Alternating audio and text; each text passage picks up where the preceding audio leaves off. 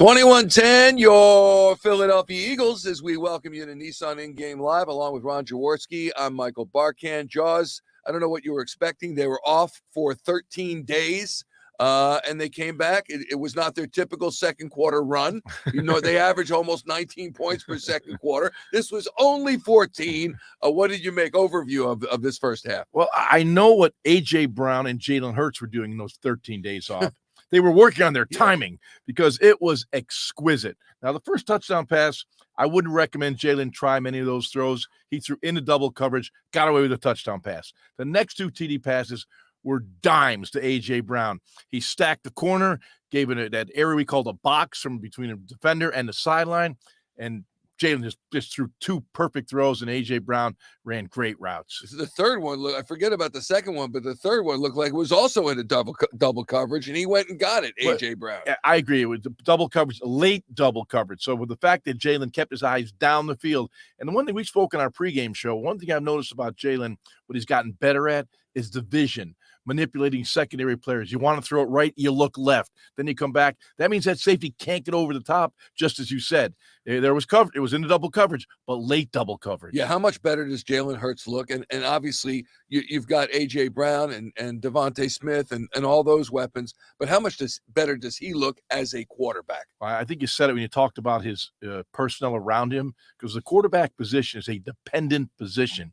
You depend on your offensive line. You depend on your running game and the running backs in the running game, and you depend on your wide receivers to get open. Right now, all things are clicking right now. Jalen Hurts looks very, very comfortable in the pocket, moving outside the pocket, the RPOs, the zone reads. He has command of this offense. It's very obvious. You look at the run game, and I don't want to say what run game exactly. and we also talked in the pregame how they can run it down their throats if they so chose. And they're averaging 3.8 yards per carry, but just a total of 6 runs. I would think as the score mounts, they're going to go more to the run next half. It's kind of interesting. You did mention the pregame show where I said, they don't even have to throw the ball in this game. I felt that they could win with their offensive line and the running game.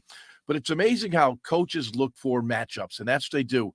When they put their game plan together, where do we get matchups that favor our personnel? So I felt they had good matchups in the running game. The coaching staff obviously felt they had better matchups in the passing game. Yeah. And good matchups with A.J. Brown and Devontae Smith and Dallas Goedert. And that's what's exactly happening. They felt they had good matchups, and they're exposing the weakness of the Steelers secondary. A.J. Brown, 113 yards receiving and 3 touchdowns. Dallas Goedert, 57 yards. He's 5 for 5 on the targets and the receptions. He had a long of 17.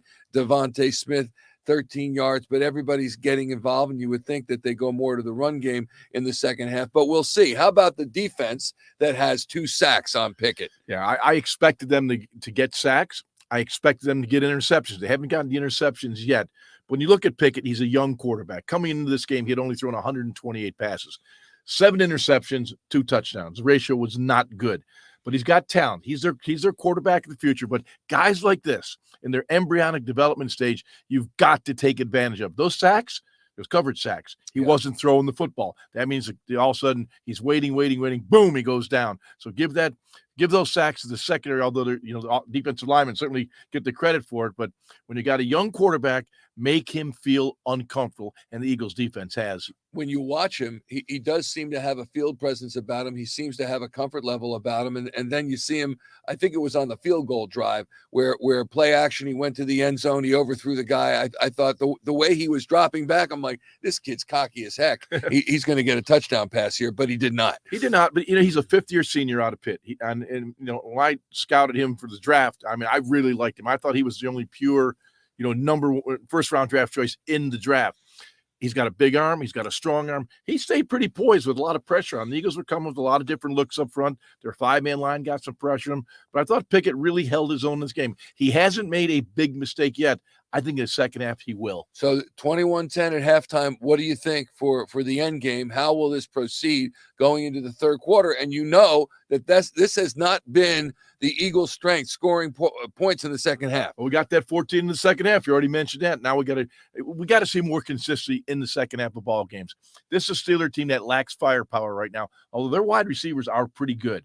In fact, I would say they're very good. Our secondary is holding up very well at this point. But I think you'll see Pickett stay aggressive. They're 11 points behind. They're going to have to get some explosive plays. They don't have a running game. The Eagles' defensive line and linebackers will handle the running game. Just don't give up the big play. Keep everything in front of you. Hurts get 300 yards, or they run too much in the second half? No, I think he'll get 300 yards. Hey, if it ain't broke, don't fix it. So it's working right now. Stay with it, and then start milking that clock once you get up, 2 scores or more. The legend Ron Jaworski. We remind you, clock hits 0, and we're back on NBC Sports Philadelphia. Oh yeah, with post game live. We'll see you then.